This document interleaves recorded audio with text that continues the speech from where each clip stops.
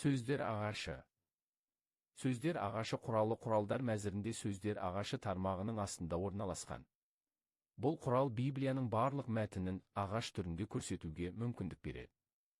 Бірінші параметр аударма таңдауға болады.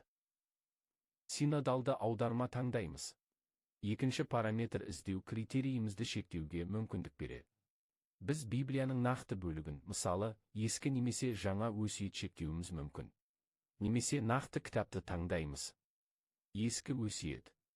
Бақытты сөз критерийін енгіземіз.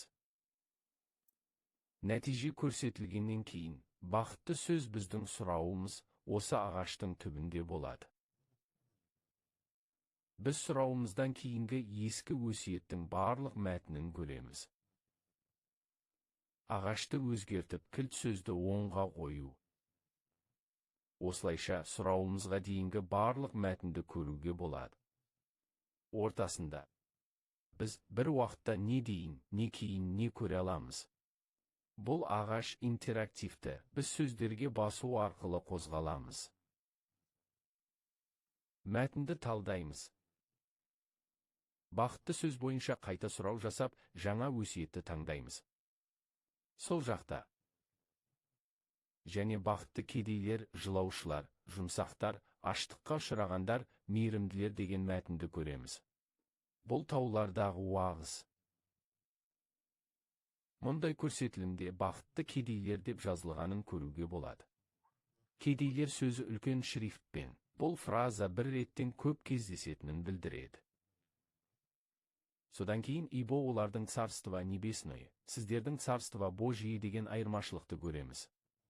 Сөзге басу арқылы көрінеді. Бұл бақытты кедейлер Новом Заветте 2 рет кездесетіндіктен. Бірінші нұсқа Матфейде, ал екінші нұсқа Лукада, Лука Евангелиясында параллель жерде кездеседі.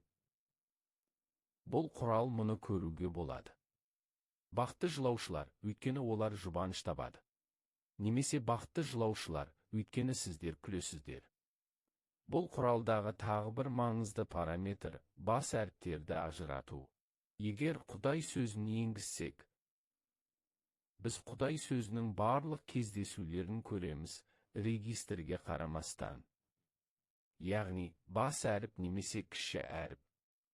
Бірақ егер біз бұл белгішені қосып, сұрауды қайта жасасақ, онда біз тек Құдай сөзі кіші әріппен кездесетін мәтінді көреміз, және онда идолдар туралы сөз болады.